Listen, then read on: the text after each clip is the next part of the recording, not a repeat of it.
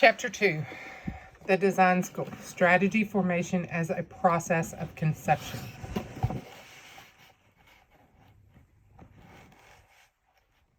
The design school represents, without question, the most influential view of the strategy formation process. Its key concepts continue to form the base of undergraduate and MBA strategy courses, as well as a great deal of practice strategic management. Professors, consultants, and planners worldwide have filled untold numbers of blackboards and flip charts with its famous notion of SWOT, the assessment of strengths and weaknesses of the organization, in light of opportunities and threats in its environment. At its simplest, the design school proposes a model of strategy making that seeks to attain a match or fit between internal capabilities and external possibilities. In the words of this school's best-known proponents, economic strategy will be seen as the match between qualifications and opportunity that positions a firm in its environment. Established fit is the motto of the design school. This chapter discusses and then critiques this highly influential school, which contains some of the most deeply seated assumptions about strategic management. Unexamined assumptions that appear perfectly plausible can sometimes prove to be rather misleading. We wish to raise doubts about these assumptions, not to dismiss the important contribution of the design school, but to understand better where it fits, alongside with the very different views of some of the other schools. We must appreciate where the early ideas of strategic management came from, why they became so influential, and what role they should and should not play today. Origins of the design school. The origins of the design school can be traced back to two influential books written by the University of California, Berkeley, and MIT, Pete Selznick's Leadership and Administration, and Alfred D. Chandler's Strategy and Structure. Selznick, in particular, introduced the notion of distinctive competence, discussed the need to bring together the organization's internal state with its external expectations, and argued for building policy into the organization's social structure, which later came to be called implementation. Chandler, in turn, established this school's notion of business strategy and its relationship to structure. But the real impetus of the design school came from the general management group at the Harvard Business School, beginning especially with the publication of its basic textbook, Business Policy Text and Cases, which first appeared in 1965. This quickly became the most popular classroom book in the field, as well as the dominant voice for this school of thought. Certainly, its text portion, attributed in the various editions to co-author Keith Andrews, stands as the most outspoken and one of the clearest statements of the school. By the 1980s, this textbook was one of the few that represented the ideas of design school in their pure form. Most others having come to favor the more elaborated renditions of them in planning and positioning schools. Accordingly, we use the Andrews text as a primary source in our discussion, and shall reference pages there in the following discussion. As we shall see, in a sense, the Harvard group pursued its own strategy, for there is a clear fit between the view of strategy formation that it has promoted for several decades and its own favored pedagogy of case study teaching. The basic design school model. Our depiction of the basic design school model, similar to Andrew's own, but with other elements added, is shown in Figure 2.1.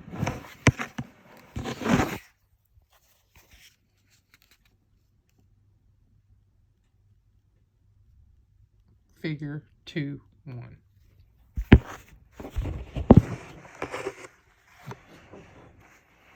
Consistent with the attention accorded in Andrew's text, the model places primary emphasis on the appraisals of the external and internal situations. The former uncovering threats and opportunities in the environment, the latter revealing strengths and weaknesses of the organization. Andrew's text on each of these is not extensive, nor for that matter is his whole text portion of the book, which numbers just 114 pages, and 724 pages are devoted to cases. On external appraisal, aside from 12 pages inserted in this edition from Michael Porter's book, whose work we shall see clearly falls into the positioning school, there are 8 pages on the technological, economic, social, and political aspects of a company's environment, and brief consideration of the issues of forecasting and scanning. Andrews concluded his discussion with questions such as, what's the underlying structure of the industry in which the firm participates? And how might foreseeable change in the social, political, and macroeconomic context impact the industry of the firm? On initial appraisal, Andrews touched on a variety of points, such as the difficulty for organizations as well as for individuals to know themselves, and the idea that individual and unsupported flashes of strength are not as dependable as the gradually accumulated product and market-related fruits of experience. This ties back to an important theme in Selznick's book, that commitments to ways of acting and responding are built into the organization, indeed are intrinsic to its very character. Figure 2.1, the one we just saw, shows 2 other factors believed important in strategy making. One is managerial values, the beliefs and preferences of those who formally lead the organization, and the other is social responsibilities, specifically the ethics of the society in which the organization functions, at least as these are perceived by its managers. With the notable exception of Selznick, however, most authors associated with this school do not accord a great deal of attention to values and ethics. Andrews, for example, offered his 2 brief chapters well after he developed the framework dealing with external and internal appraisals. On the actual generation of strategies, little has been written in this school besides an emphasis on this being a creative act, to quote Andrews. Once alternative strategies have been determined, the next step in the model is to evaluate them and choose the best one. The assumption, in other words, is that several alternative strategies have been designed and are to be evaluated so that one can be selected. Richard Rumelt, a DBA from Harvard General Management Group, has perhaps provided the best framework for making this evaluation in terms of a series of tests. Important.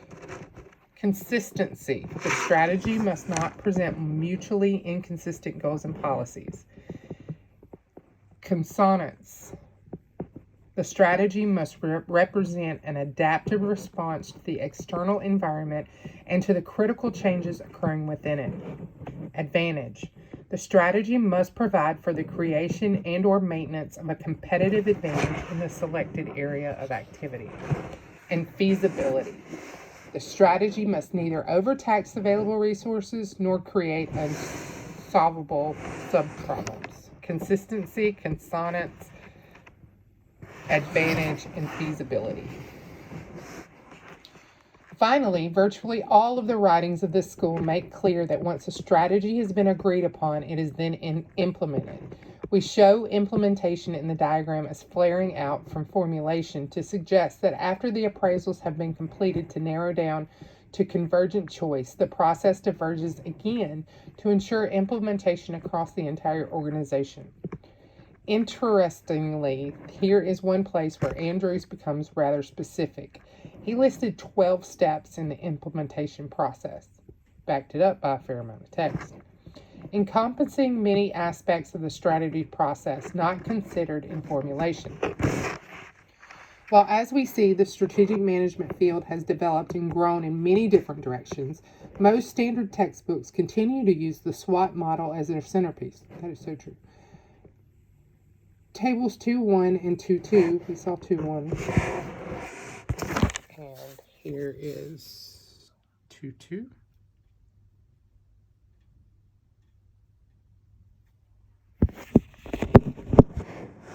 Show typical guidelines on internal and external approaches from one such book. Likewise, despite the rate at which they introduce new techniques, many strategy consultants continue to rely on the SWOT model and other design school notions. As the planning school faltered in the 1980s, attention turned back to the language of the design school.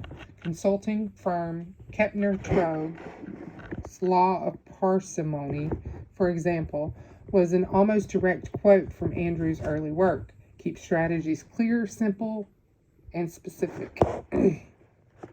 In our opinion, this school did not develop so much as provide the basis for developments in other schools. In other words, people took some of these ideas and elaborated them in terms of other assumptions about the strategy process, often, as we shall see, in contradiction to Andrews' own stated beliefs. For example, by adding the formality of the planning school and the analyses of the positioning school, or in work of Hamel and Prahlad, the adaptability of the learning school. Premises of the design school. A number of basic premises underlie the design school, some fully evident, others only implicitly recognized. 7 are listed on pages 29 through 30, together with supporting references.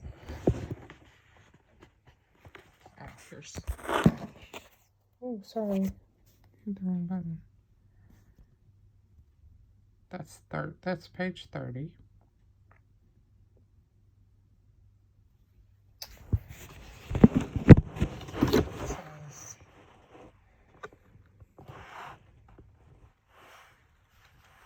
Sorry, 7 are listed on pages 29 through 32. Okay, so that first one was table 1 and the second was table 2. Sorry. Number 1, strategy formation should be a deliberate process of conscious thought. Action must flow from reason. Effective strategies derive from a tightly controlled process of human thinking. Andrews suggested in another publication, for example, that managers know what they are really doing, only if they make strategy as deliberate as possible. Strategy making in this sense is an acquired, not a natural skill or an intuitive one. It must be learned formally. Number 2, responsibility for that control and consciousness must rest with the chief executive officer. That person is the strategist. To the design school, ultimately, there's only one strategist, and that is the manager who sits at the apex of the organizational pyramid. Thus, Andrews associated the whole process with the point of view of the chief executive or general manager, and he titled one section of his book, The President as Architect of Organizational Purpose. As Robert Hayes characterized it, this command and control mentality allocates all major decisions to top management, which imposes them on the organization and monitors them through elaborate planning, budgeting, and control systems. It might be noted that this premise not only relegates other members of the organization to subordinate roles in strategy formation, but it also precludes external actors from the process altogether, except for members of the board of directors, who Andrews believed must review the strategy. This, in fact, is one of the larger issues associated with the design school. The relegation of the environment to a minor role to be accounted for and then navigated through, but not so much interacted with. Number 3, the model of strategy formation must be kept simple and informal. The preface to the Harvard textbook contains a quotation by Andrews that the idea of corporate strategy constitutes a simple practitioner's theory, a kind of every man's conceptual scheme.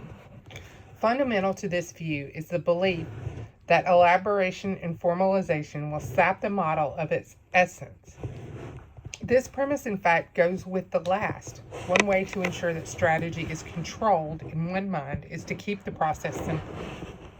However, this point, together with the first, forced Andrews to tread a fine line throughout his text between non-conscious intuition on one side and formal analysis on the other side, a position he characterized as an act of judgment.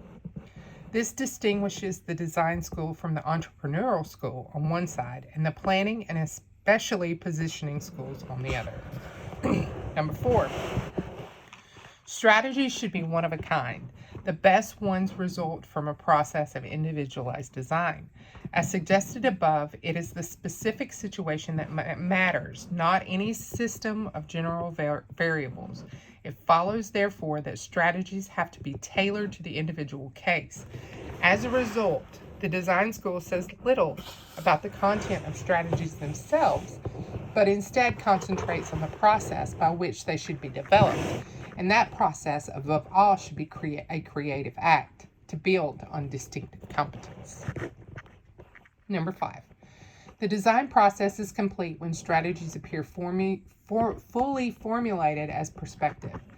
This school offers little room for incrementalist views or emergent strategies, which allow formulation to continue during and after implementation. The big picture must appear, the grand strategy and overall concept of the business. Here, in other words, we find not a Darwinian view of strategy formation, but a biblical version, with strategy as the grand conception, the ultimate choice. That strategy appears as perspective at some point in time, fully formulated, ready to be implemented. Number 6, these strategies should be explicit, so they have to be kept simple. Andrews, in common with virtually all the writers of this school, believe that strategies should be explicit for those who make them, and if at all possible, articulated so that others in the organization can understand them. It follows, therefore, that they have to be kept rather simple. Simplicity is the essence of good art, Andrews wrote. A conception of strategy brings simplicity to complex organizations. Number 7. Finally, only after these unique, full-blown, explicit, and simple strategies are fully formulated can they be implemented. We've already noted the sharp distinction made in this school between the formulation of strategies on one hand and their implementation on the other. Consistent with classical notions of rationality, diagnosis followed by prescription, and then action, the design school clearly separates thinking from acting.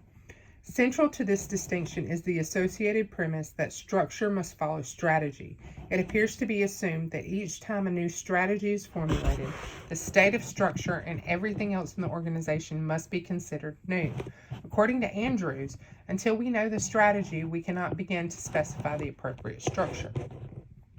If we need one image to capture the sense of this school, it is that famous picture of Thomas J. Watson Sr. sitting, looking very proper, under a sign that says "Think." Thousands of these copies were distributed in the 40s to his employees at IBM. Critique of the design school. A strategy that locates an organization in a niche can narrow its own perspective. This seems to have happened to the design school itself, not to mention all the other schools, with regard to strategy formation. We've already suggested that the premises of the model deny certain important aspects of strategy formation, including incremental development and emergent strategy, the influence of existing structure on strategy, and the full participation of actors other than the chief executive. We wish to elaborate on these shortcomings in this critique to indicate how they narrow the perspectives of design school to particular context. One point should be made first.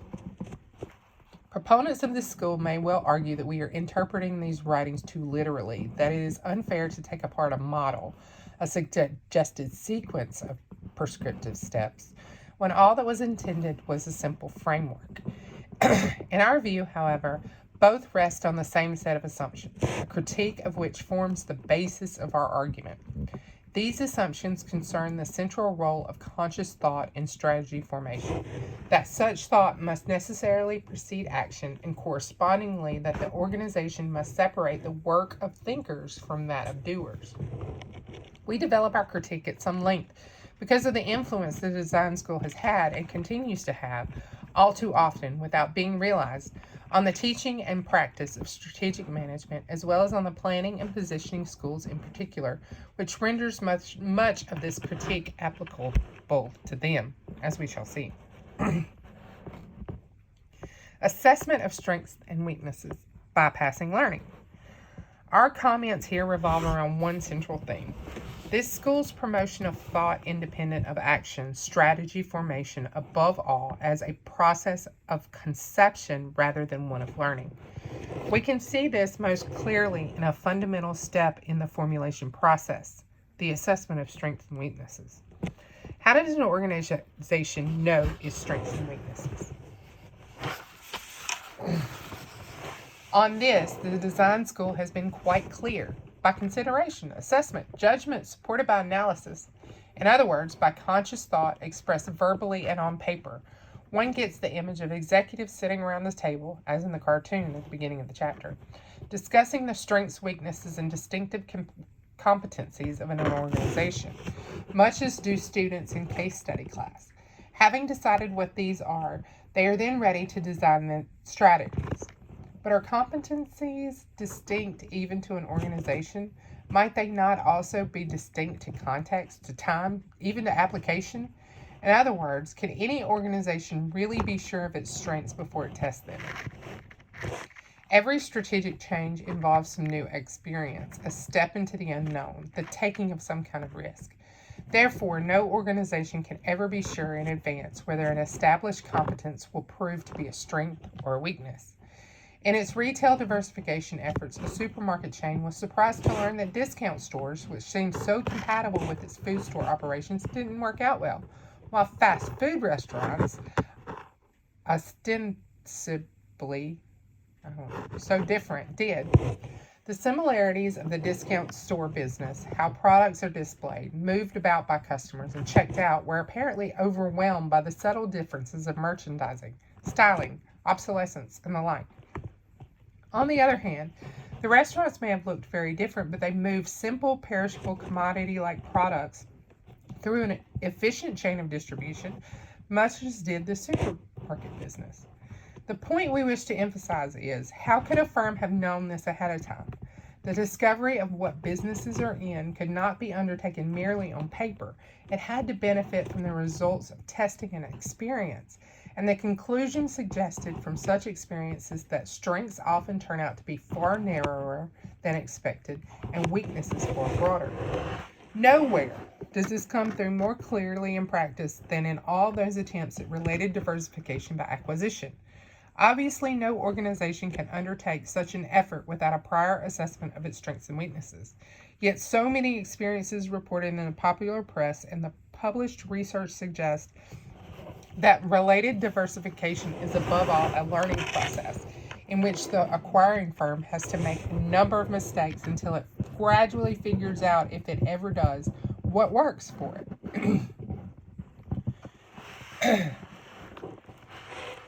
Structure follows strategy as the left foot follows the right. The design school promotes the dictum, first articulated by Chandler, that structure should follow strategy and be determined by it. Yet, what ongoing organization can ever wipe the slate clean when it changes its strategy? The past counts, just as does the environment and organization structure is a significant part of that past. Claiming that strategy must take precedence over structure amounts to claiming that strategy must take precedence over the established capabilities of the organization, which are embedded in the structure.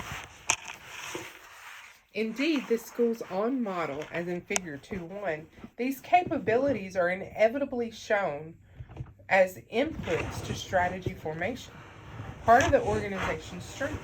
Structure may be somewhat malleable, but it cannot be altered at will just because a leader has conceived a new strategy. Many organizations have come to grief over such a belief. Sitting and concocting strategies in an office rather than digging down in the pit with real products and real customers can be a dangerous business. We conclude, therefore, that structure follows strategy the way the left foot follows the right foot in walking. In effect, the development of strategy and the design of structure both support the organization as well as each other.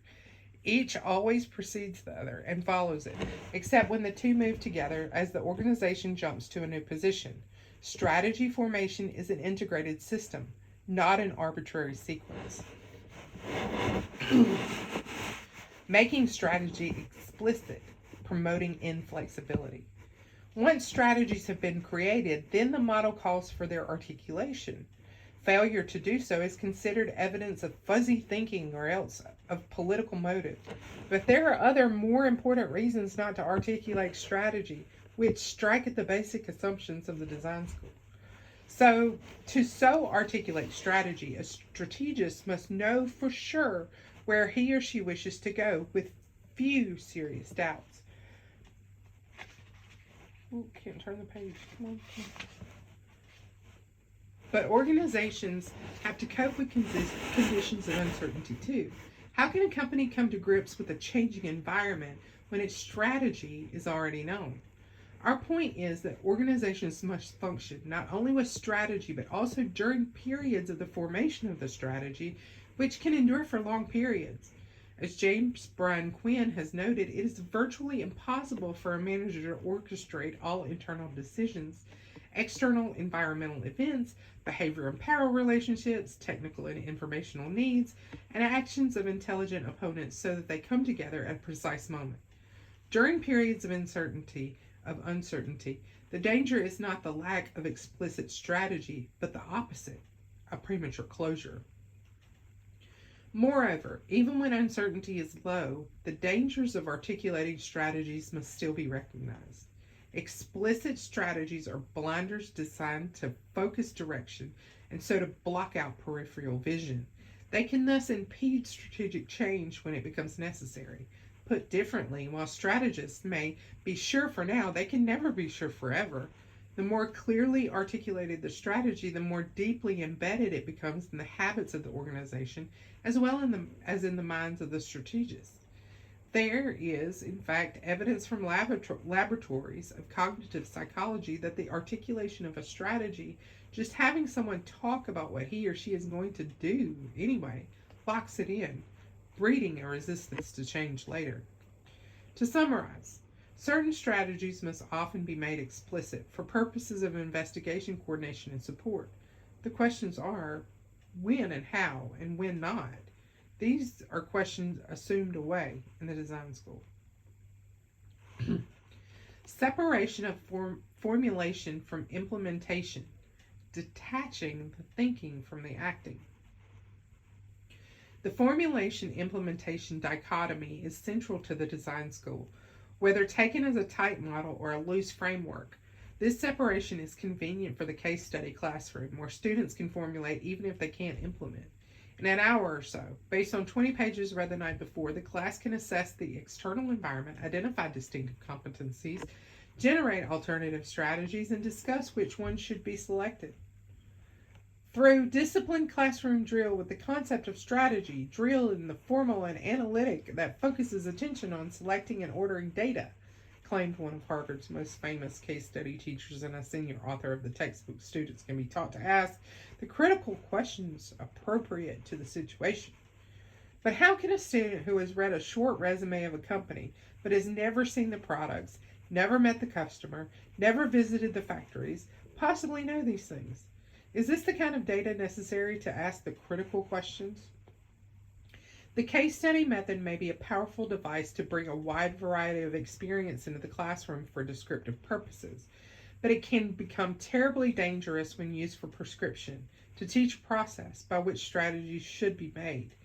If case study teaching has left managers with the impression that to make a strategy they can remain in their offices surrounded by documents and think, formulate so that others can implement, then it may well have done them and their organization a great disservice, encouraging superficial strategies that violate the very distinctive competencies of their organization. Here's how Robert McNamara, one of Harvard's most famous MBAs, spelled out his approach to military strategy as the Secretary of Defense. We must first determine what our foreign policy is to be. Formulate a military strategy to carry out that policy, then build the military forces to successfully conduct this strategy. He did just this in Vietnam, obsessed with the formal and the analytic as his means of selecting and ordering data, and the results were devastating. It was the rice paddies of Vietnam that the failures of such an approach became all too apparent. Likewise, in consulting, the design school model has often proved to be an all too convenient tool. Outsiders could descend on a corporation, much as did students in their case study classes, and do a SWOT analysis in more ways than one. To quote from a popular book by two consultants, 4 or 5 working days over a 2-month period are required to set strategy. 2 or 3 working days are required for the review, and 1 year update of the strategy. There's a lot of money to be made by saying it's complicated for us. Go back and do your own homework. Learn about your distinctive competencies by immersing yourself in details and trying things. Get all sorts of people involved. Eventually, you may be able to come up with an effective strategy. We can't do it for you. The reality, current reality, if you are to believe 1997 survey by Hill and Westbrook, is rather different. They surveyed 50 companies and found that over 20 used a SWOT involving 14 consulting companies. Yet no one subsequently used the outputs within the later stages of the strategy process. Hence the title for their article, SWOT Analysis, It's Time for a Product Recall. Is think then do really the best way, especially when thinkers sit on top of some imagined hierarchy or worse out in some consulting firm while the doers are supposed to beaver away on implementation down below? How much does this mover and shaker view of the organization, the power leader, educated in the right school, working it all out in some office, correspond to real need? The accompanying box presents an all too common example of how disconnected thinking can get in the way of real world acting. If the design school model has encouraged leaders to oversimplify strategy, it has given them the impression that you give me a synopsis and I'll give you a strategy. If it has denied strategy formation as a long, subtle, and difficult process of learning, let's restart this paragraph. If the design school model has encouraged leaders to oversimplify strategy, if it's given them the impression that you give me a synopsis and I'll give you a strategy, if it has denied strategy formation as a long, subtle, and difficult process of learning, if it has encouraged managers to detach thinking from acting, remaining in their headquarters instead of getting into factories and meeting customers where the real information may have to be dug out, then it may be the root cause of some of the serious problems faced by so many of today's organizations. As Sterling Livingston, a Harvard professor, critical of the case study method, put years ago in an article entitled The Myth of the Well-Educated Manager, management education based on second-handness produces managers poorly prepared to learn and grow as they gain experience.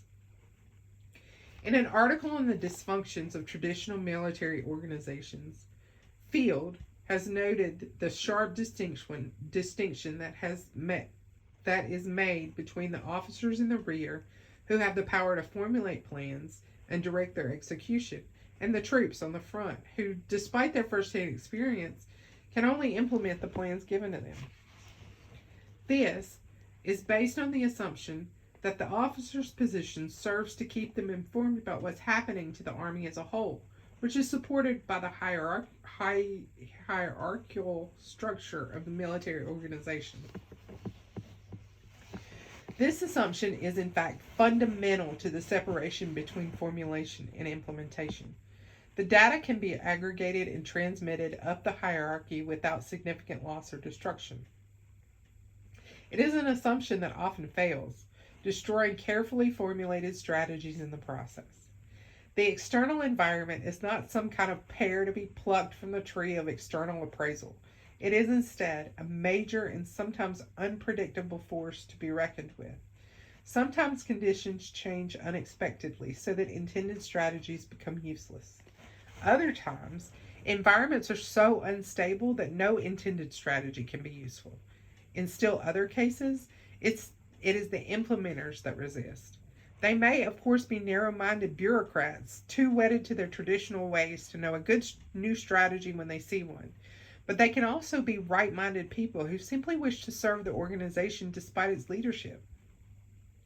For example, they may be the first ones to realize that an intended strategy is unfeasible, that the organization will not be capable of implementing it, or, once implemented, that it is failing because it does not suit the external conditions.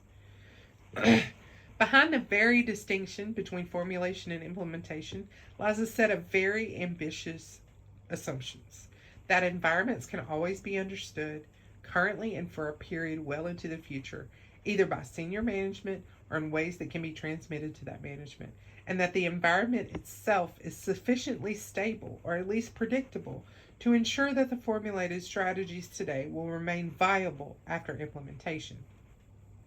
Under some conditions, at least, more and more, if you believe those who claim the world is becoming more turbulent, one or other of these assumptions proves false. In an unstable or complex environment, this distinction has to be collapsed in one of two ways. Either the formulator has to be the implementer, or the implementers have to formulate. In other words, thinking and action have to proceed in tandem, closely associated. In one case, the thinker exercises close control over consequent actions. This is a characteristic of the highly personalized entrepreneurial approach to strategy making, which, as noted earlier, tends to be dismissed in the design school. In the other case, when there's too much to know in one brain, as in high technology firms or hospitals, then strategies have to be worked out on some kind of collective basis. As the implementers formulate, the organization learns.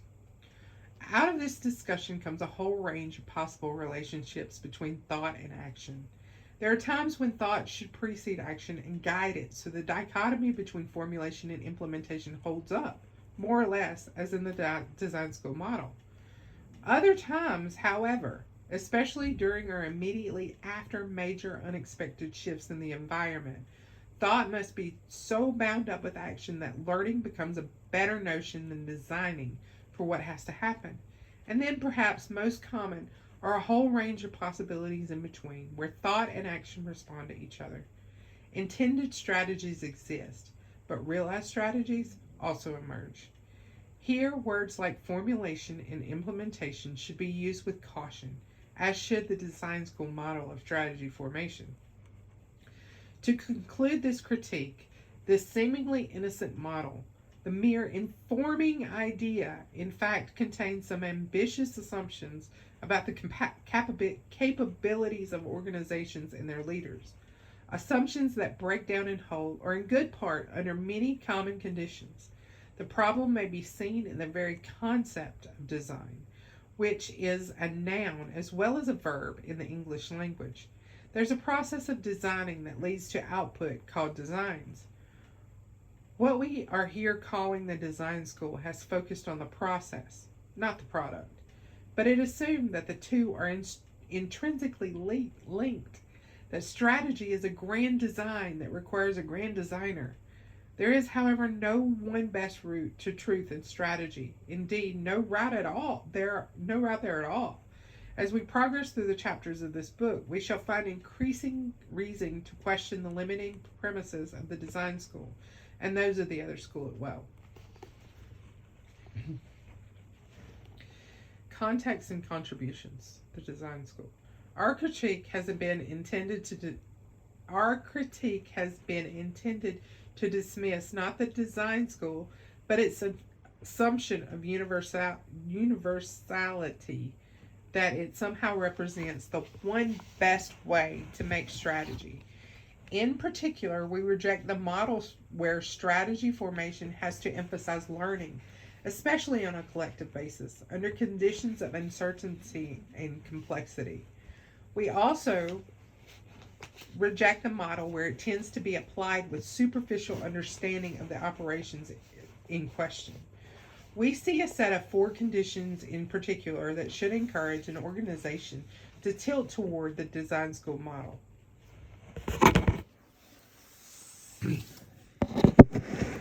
One brain can, in principle, handle all the information relevant for strategy formation. There are times when organizations do need grand designs. A chief executive who is highly capable of synthesis can take full charge of a process of design strategy. Here, the situation must be relatively simple, involving a base of knowledge that can be comprehended in one brain. That brain is able to have full, detailed, intimate knowledge of the situation in question. This potential for centralizing knowledge must be backed up by sufficient access to and experience of the organization and the situation so that one strategist can understand in a deep sense what's going on. We might add to that he or she can only know the organization by truly being in the organization. In addition to IBM's Watson's Think. Therefore, there is the need for another image, perhaps someone picking flowers in a field that says feel. We must add here that the case study classroom trains people in exactly the opposite way. It encourages quick responses to situations barely known. This, unfortunately, is all too often paralleled in practice by the remote chief executive with a pithy report, the roving consultant with a quick fix, the quarterly ritual at the director's meeting. In fact, the design school model requires a strategist who has developed a rich, intimate knowledge base over a substantial period of time. The relevant knowledge must be established before a new intended strategy has to be implemented. In other words, the situation has to remain relatively stable or at least predictable. Not only must the strategist have access to relevant knowledge base, but there also must be some sense of closure on that base. Individual learning has to come to an end before organizational action can begin. In other words, at some point, the strategist must know what needs to be known to conceive an intended strategic perspective that will have relevance well beyond the period of implementation. But most simply, the world must hold still, or what amounts to much more demanding assumption, the strategist must have the capability to predict the changes that will come about. Of course, who can ever know? The world has no need to cooperate with a particular view of strategy making. So we can conclude rather that when the world so cooperates, the design school model may work. The organization in question must be prepared to cope with a central articulated strategy. Other people in the organization must be willing to defer to a central strategist. They must also have the time, energy, and resources to implement a centrally determined strategy. And of course, there has to be the will to do the implementation. These conditions suggest some clear context in which the design school model would seem to appear best in its own particular niche, so to speak. Above all, the organization that needs major reorientation, a period of reconception of its strategy, at least under two conditions. First, there has to have been a major change in the situation so that the existing strategy has been seriously undermined. And second, there has to have developed the beginnings of a new stability, one that will support a new conception of strategy. In other words, the design school model would seem to apply best at the junction of a major shift for organization coming out of a period of changing circumstances into one of operating stability. Of course, a clever new management might also wish to impose a better strategy on an organization whose circumstances have not changed. But lots of clever managements have gone astray. Needed here is wise management. There's another context where the design school might apply, and that is the new organization, since it might have a clear sense of direction in order to compete with its more established rivals, or else position itself in a niche free of their direct influence. This period of initial conception of strategy is, of course, often the consequence of an entrepreneur with a vision, the person who created the organization in the first place. And that really brings us closer to the entrepreneurial school, which, as we shall see, favors a less formal, more intuitive process.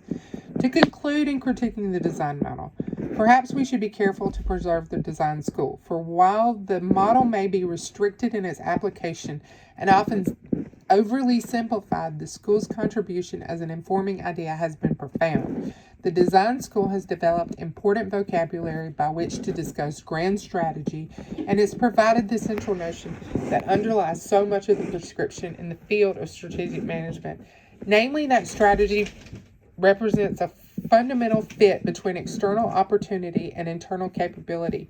These important contributions will stand no matter how many of the model's specific premises fall away.